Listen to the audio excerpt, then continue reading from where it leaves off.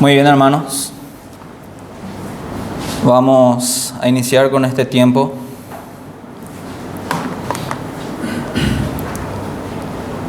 La encuesta American Worldview Inventory del 2020, realizada en el Centro de Investigación Cultural de la Universidad Cristiana de Arizona, encontró que la mayoría de las personas que se describen como cristianas, y esto sería más o menos un 52%, creen que deben adoptar un medio orientado a las obras para que Dios les acepte, para la aceptación de Dios.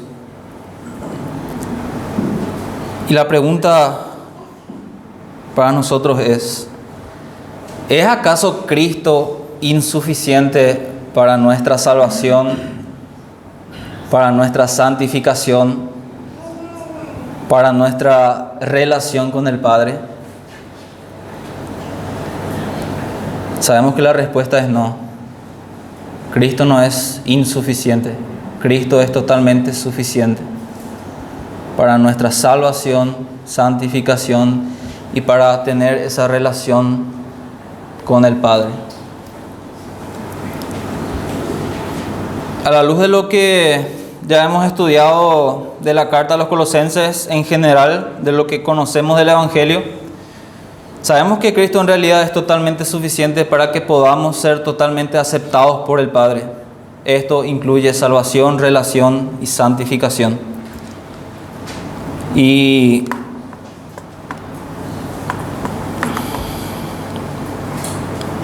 un momentito, se me perdió la página. Anteriormente habíamos contemplado los versículos 8 al 15 del capítulo 2, donde habíamos visto que ahí reside el tema central de la carta, donde Pablo indica que Cristo es nuestra plenitud, es decir, en Él estamos completos, pues Él es nuestro Dios Salvador y quien venció a todo principado y potestad. Eso es lo que estuvimos viendo anteriormente. Y hoy vamos a ver de manera mucho más clara una de las razones por la que Pablo, inspirado por el Espíritu Santo, decidió escribir esta carta. Ahora sí, hermanos, leamos Colosenses capítulo 2, versículos 16 al 23. Capítulo 2, versículos 16 al 23. Dice así la palabra del Señor. Por tanto, que nadie se constituya en vuestro juez con respecto a comida, bebida, o en cuanto a día de fiesta, o luna nueva, o día de reposo. Cosas que solo son sombra de lo que ha de venir, pero el cuerpo pertenece a Cristo. Nadie os defraude de vuestro premio, deleitándose en la humillación de sí mismo y en la adoración a los ángeles, basándose en las visiones que ha visto, hinchado sin causa por su mente carnal, pero no haciéndose a la cabeza, de la cual todo el cuerpo, nutrido y unido por las coyunturas y ligamentos, crece con un crecimiento que es de Dios. Si habéis muerto con Cristo a los principios elementales del mundo, ¿por qué, como si aún vivierais en el mundo, os sometéis a preceptos tales como no manipules, no gustes, no toques? Todos los cuales se refieren a cosas destinadas a perecer con el uso, según los preceptos y enseñanzas de los hombres. Tales cosas tienen a la verdad la apariencia de sabiduría en una religión humana, en la humillación de sí mismo y en el trato severo del cuerpo, pero carecen de valor alguno contra los apetitos de la carne.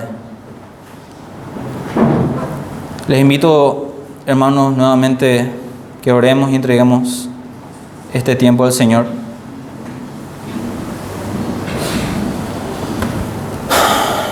Señor Dios Todopoderoso, te damos las gracias porque tenemos el privilegio y la libertad de poder estudiar tu palabra.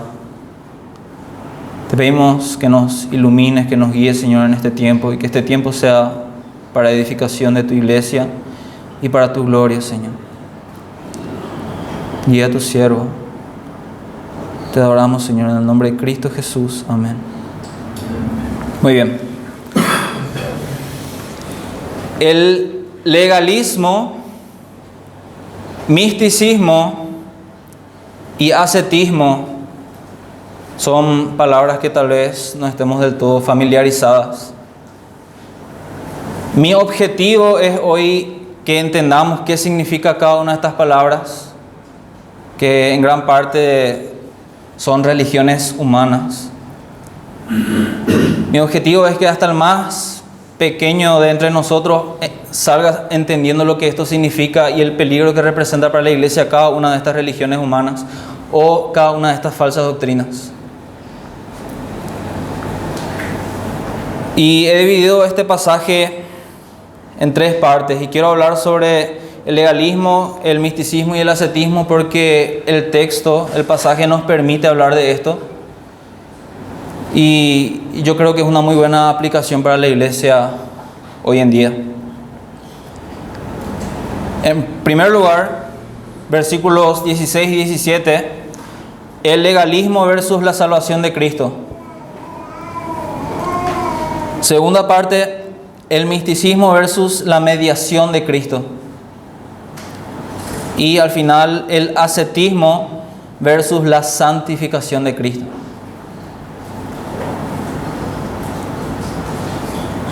¿Qué quiero decir con esto, con estos 3 puntos? El legalismo ataca la doctrina de la salvación por gracia de Cristo. El misticismo ataca la doctrina de la mediación de Cristo. Él es nuestro mediador entre Dios y los hombres. El ascetismo es un ataque directo hacia la doctrina de la santificación que tenemos solo en Cristo. Y voy a explayarme mucho más en esto conforme vayamos avanzando. En primer lugar, el legalismo versus la salvación de Cristo.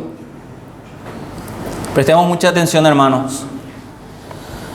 Notemos que en los versículos 16 y 17 Pablo manda a que nadie juzgue a estos cristianos de Colosas en cuanto a días de fiesta, luna nueva o días de reposo. En cuanto a días de fiesta, sabemos que el pueblo judío tenía fiestas religiosas. Era un pueblo bastante fiestero en ese sentido. Y estaban mencionadas estas fiestas en la ley.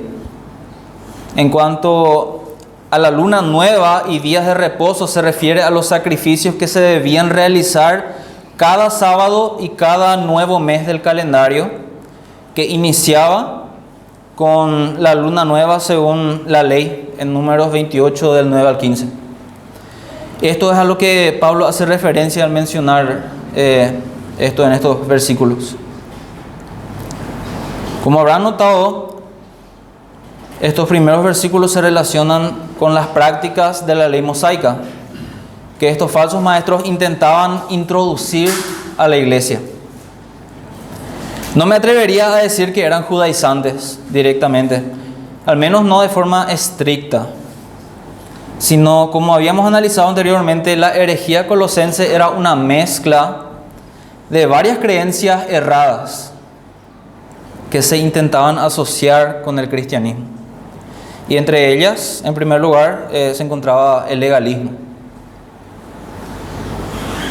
Y la pregunta o las preguntas serían, en este caso, ¿qué es entonces el legalismo? Y tal vez aún más importante, ¿qué no es legalismo? ¿Y cómo puede el legalismo dañar a la iglesia? Prestemos mucha atención. Tal vez sea bueno primero entender qué no es legalismo. Legalismo no es meramente obediencia a la palabra de Dios. No se trata de que si alguien desea vivir una vida consagrada al Señor en obediencia a su palabra, ya este sea un legalista. Legalismo no es amar de tal manera al Señor y su iglesia que no queremos dejar pasar un domingo sin congregarnos, sacrificando a veces otras cosas que nos gustan hacer o algún encuentro familiar o cosas así. Eso no es legalismo. Legalismo no es, por ejemplo, cuando una mujer desea vestirse de forma pudorosa con el propósito de guardarse en el Señor únicamente para su esposo. Eso tampoco es legalismo. Legalismo no es guardarse del sexo y de acercamientos inapropiados antes del matrimonio. No, tampoco es legalismo. Legalismo no es obedecer fielmente a nuestros pastores o ancianos, como quienes han de dar cuentas ante el Señor por cómo fuimos instruidos, disciplinados y exhortados en la palabra, cuando se sostienen totalmente de la autoridad de las Escrituras. Nada de esto es legalismo si lo hacemos recordando continuamente nuestra indignidad y la maravillosa gracia de nuestro Señor Jesús para con nosotros. ¿Se entiende? Entonces, ¿qué es legalismo? ¿Qué es realmente el legalismo entonces? El legalismo es depositar toda la confianza para salvación en las obras de la ley. Eso es legalismo completo. En otras palabras, el legalismo es un sistema para buscar ganar la aceptación de Dios mediante la obediencia a las leyes y reglas, en lugar de mediante la fe en Jesucristo. Vuelvo a leerles. El legalismo es un sistema que busca ganar la aceptación de Dios mediante la obediencia a las leyes y reglas, en lugar de mediante la fe en Jesucristo. Por gracia sois salvos.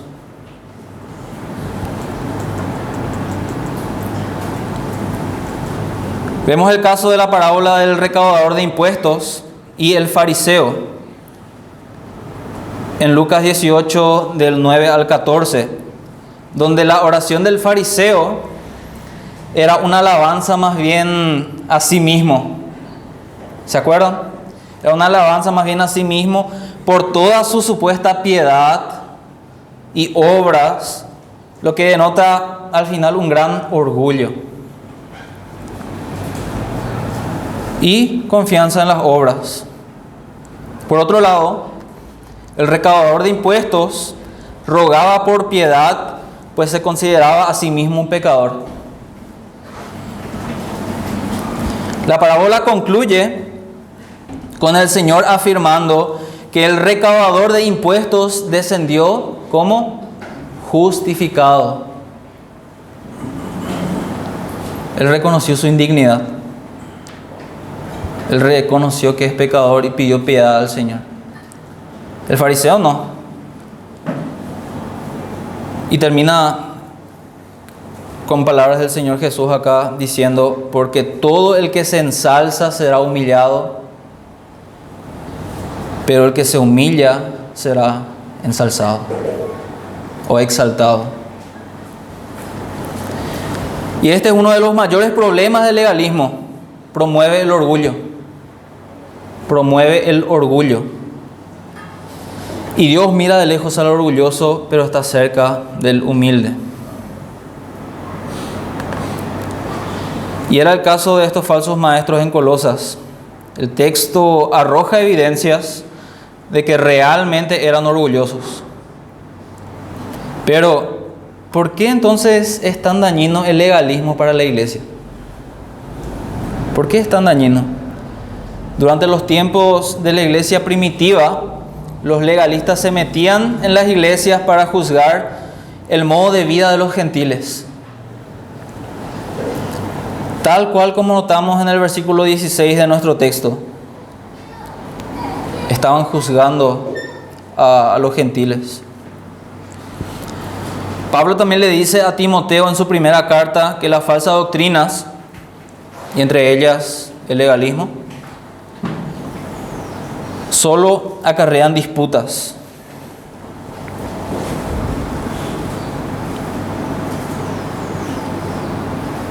Y no edificación a la iglesia. Enseñan a mujeres y niñas que no deben usar pantalón, por ejemplo.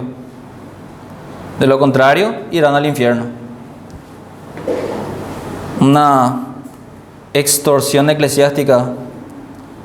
Los niños no pueden jugar fútbol ni ningún otro deporte porque eso es mundano. En general enseñan aún a los perdidos a que deben cumplir ciertas reglas para merecerse el cielo y juzgan a los cristianos en cuanto a su forma de vida. Se oyen casos de madres destrozadas, sufriendo porque perdieron a sus hijos y le dijeron que su hijo no va a poder entrar al cielo porque no fue bautizado. ¿Pueden imaginarse eso? Por una parte vemos qué ignorancia y por otra parte qué impotencia, qué dolor por aquellas personas que realmente tal vez intenten perseverar en Cristo y se encuentran con líderes que son tremendos legalistas. Otros casos donde las familias se endeudaban porque se les enseñaba que debían dar un paso de fe ofrendando cantidades altas de dinero para agradar a Dios. El legalismo produce el engaño de creer que podemos, por medio de nuestras propias obras, agradar a Dios. Y eso genera orgullo, eso genera autojusticia. Y eso es lo que no es lo que el Evangelio realmente nos enseña. Por lo tanto, hermanos, que ningún legalista nos juzgue en cómo vivimos, pero no confundamos legalismo con un profundo deseo de obedecer a Dios como resultado de nuestra justificación. Una vez tuve un compañero de trabajo que creo que ya sabía ya que yo estaba congregando, estaba perseverando. Y él también, pero en otra congregación.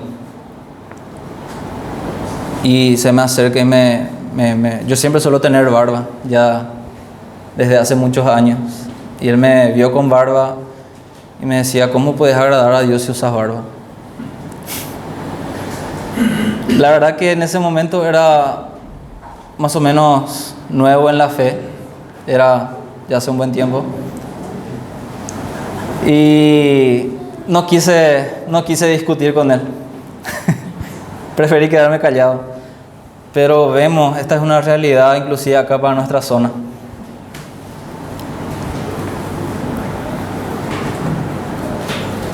Para dejarlo aún más claro, y prestemos mucha atención a esto, hermanos, porque es clave. Para el legalista, la obediencia viene primero, después la justificación. Para el cristiano, la justificación viene en primer lugar y la obediencia es el resultado de esta justificación. Estos falsos maestros estaban juzgando a otros en cuanto a estas prácticas judías. Pero Pablo dice que estas prácticas son solo sombra, pero el cuerpo es de Cristo. Es decir, ellos prestaban más atención a la sombra, pero ignoraban lo que le daba sustancia a la sombra, aquello que proyectaba a la sombra, el Señor Jesús.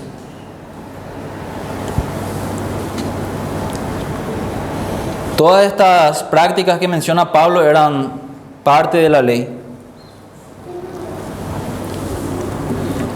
Y sabemos que la ley es buena. Pero Cristo se nos ha revelado quién es el cumplimiento perfecto de la ley, hermanos. Por lo tanto, Por la fe, Él es nuestra justicia. Volver hoy en día a guardar el sábado, por ejemplo, o a observar prácticas judías, es prestar atención a la sombra y no al que proyecta esa sombra, que es Cristo. O sea, es una forma de menospreciar a Cristo también. Pero esto es solo parte de lo que componía la herejía colosense. Es solo parte. A partir del versículo 18 al 19, podemos seguir viendo, Pablo comienza a hablar de otra característica de esta herejía. Y ahí entramos a la segunda parte, que es el misticismo versus la mediación de Cristo. Y como les dije en la versión Biblia de las Américas, podemos entender mejor lo que Pablo les está diciendo a los colosenses. Dice: nadie os defraude de vuestro premio, deleitándose en la humillación de sí mismo y en la adoración de los ángeles, basándose en visiones que ha visto. Ojo, los que tienen Reina Valera, ahí la traducción Reina Valera pone innecesariamente un no ha visto. Y eso en el idioma original no está, en la escritura original. Pero Biblia de las Américas dice: basándose en visiones que ha visto, hinchado sin causa por su mente carnal, pero no haciéndose de la cabeza, de la cual todo el cuerpo, nutrido y unido por las coyunturas y ligamentos, crece con un crecimiento que da Dios. Vemos que estos falsos maestros se deleitaban humillándose a sí mismos y adorando a los ángeles, y lo hacían sosteniendo lo que enseñaban por medio de visiones, y esto es lo que llegó a conocerse como misticismo. Si lo vemos de esta forma, nos vamos a dar cuenta, hermanos, que hoy en día sobran falsos profetas asegurando que vieron una nueva revelación de Dios, visiones, o la famosa frase: Dios me dijo. El Señor en la antigüedad se mantuvo en silencio 400 años, y hoy en día, según estos profetas, se la pasa hablándoles 3 veces al día, 4 veces al día. En la antigüedad estuvo en silencio por 400 años. Llamativo, ¿no? Pero entonces, ¿qué es el misticismo? Según la Real Academia Española, es un estado extraordinario de perfección religiosa que consiste esencialmente en cierta unión inefable del alma con Dios por el amor, y va acompañado accidentalmente de éxtasis y revelaciones. Se basa en la comunicación inmediata y directa entre las personas y Dios. Se basa entonces en visiones, en éxtasis, en un trance donde se supone que pueden hablar directamente con Dios. Pero esta gente reconocía estos falsos maestros su indignidad de acercarse directamente a Dios. Por lo tanto, pretendían adorar a los ángeles, pretendían tomar a los ángeles como intermediarios entre ellos y Dios. De manera que no se aferraban a la cabeza de la iglesia, que es Cristo, por medio de quien todo el cuerpo se nutre y va creciendo. Pablo en el versículo 19 con estas palabras está afirmando que estos falsos maestros no estaban realmente unidos a Cristo, por quien realmente el cuerpo es edificado, como dice en Efesios 4, por medio de los apóstoles, profetas, evangelistas, pastores y maestros, a quienes el Señor proveyó para que los santos sean capacitados para la obra del ministerio, para la edificación del cuerpo de Cristo, y para que ya no seamos niños fluctuantes, espiritualmente hablando. Esta gente no se sujetaba a Cristo ni a sus ministros, sino que se valían de sus propias revelaciones místicas.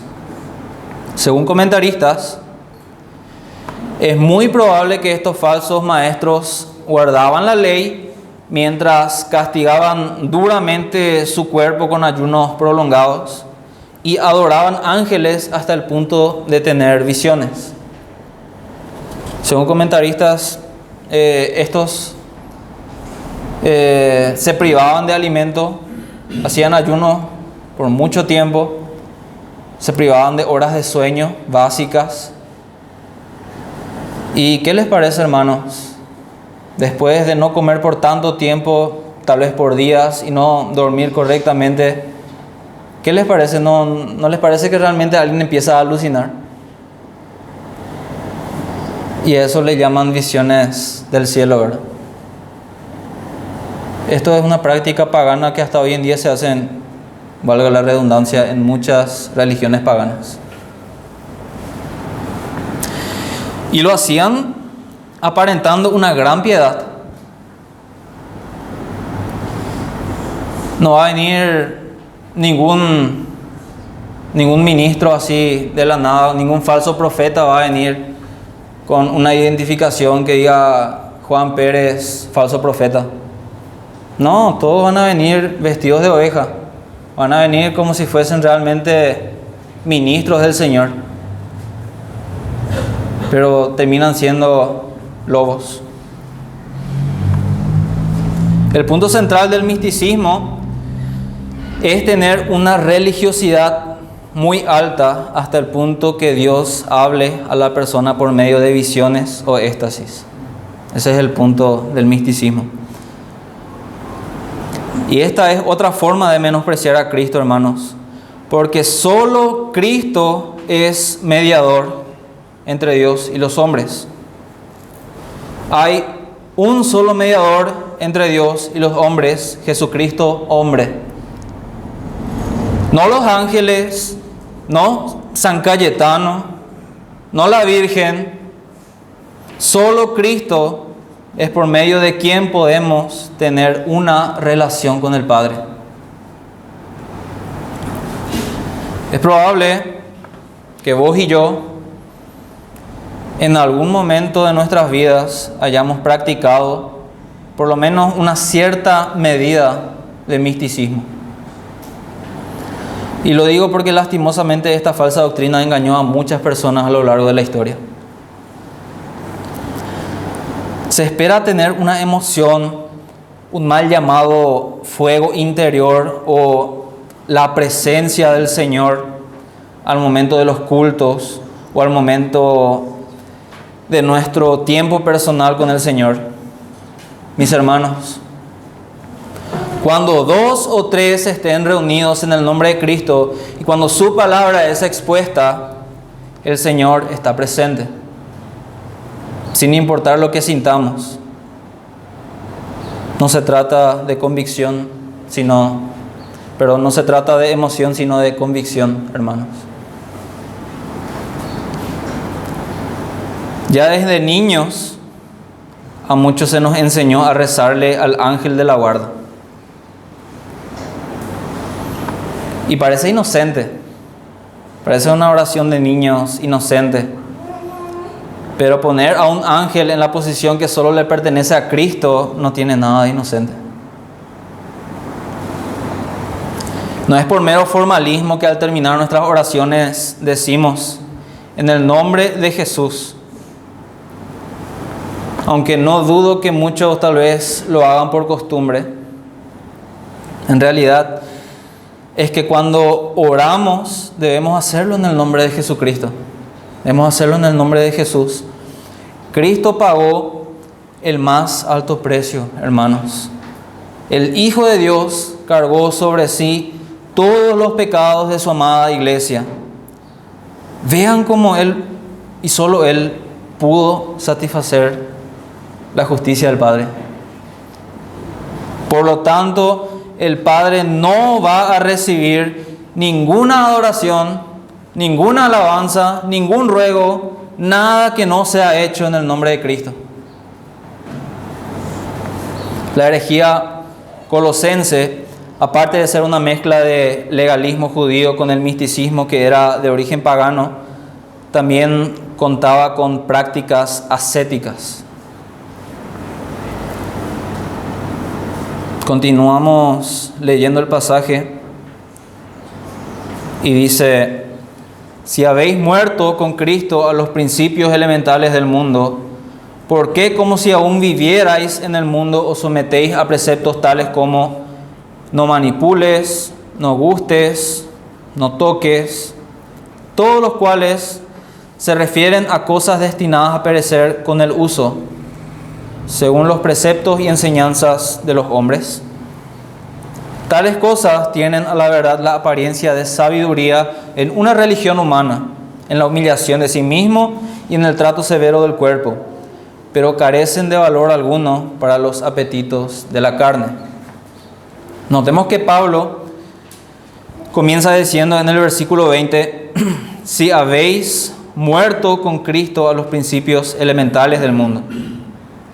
Hace nuevamente referencia al versículo 8 del mismo capítulo y más abajo menciona que hemos muerto y resucitado en Cristo.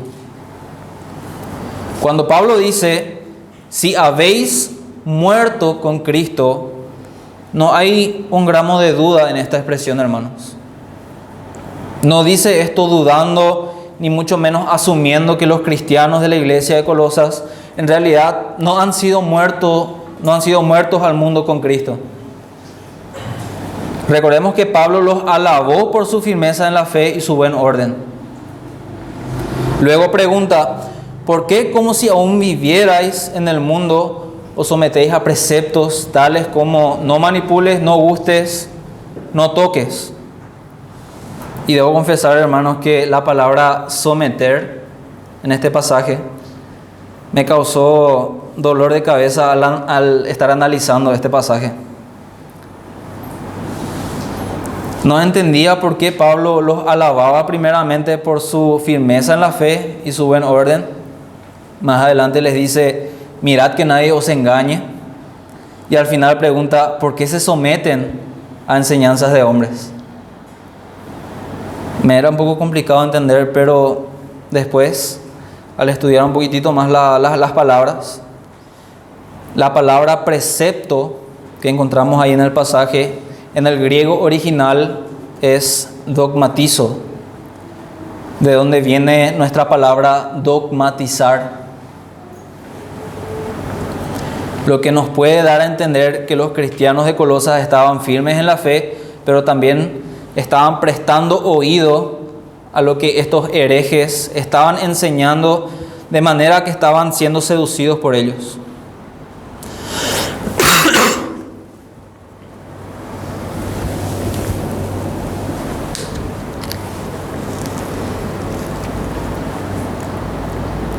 Estos preceptos eran nada más que reglas humanas que estos falsos maestros creían que debían practicar para su santificación.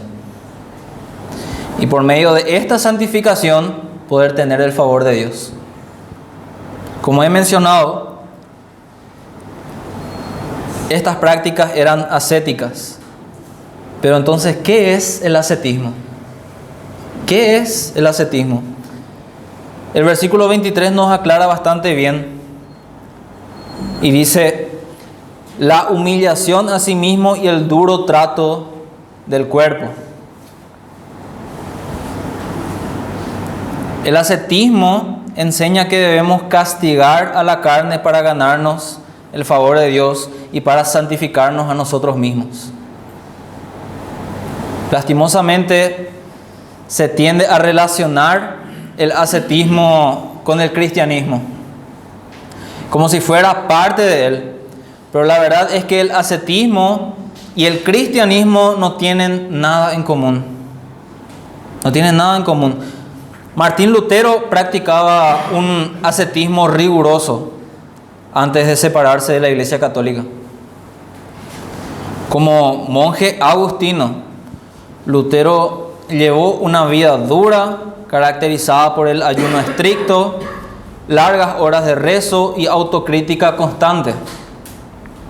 De hecho, Lutero era conocido por someterse a prácticas extremas de penitencia y autodisciplina, buscando apaciguar su ansiedad espiritual y alcanzar la pureza absoluta.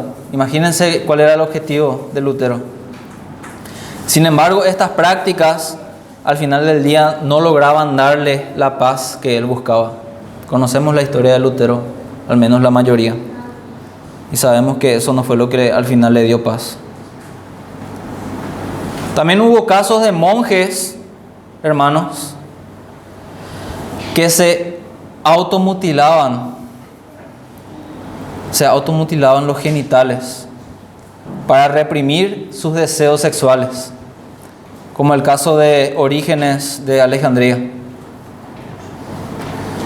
En el caso de los falsos maestros en Colosas, aparentemente se sometían a una dieta limitada. Algunos teólogos especulan que se sometían a largos periodos de ayuno, pocas horas de sueño, y limitaban hasta el extremo las cosas que podían disfrutar.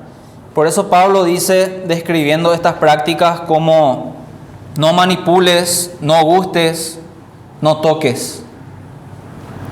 Esto era lo que aparentemente decían estos falsos maestros.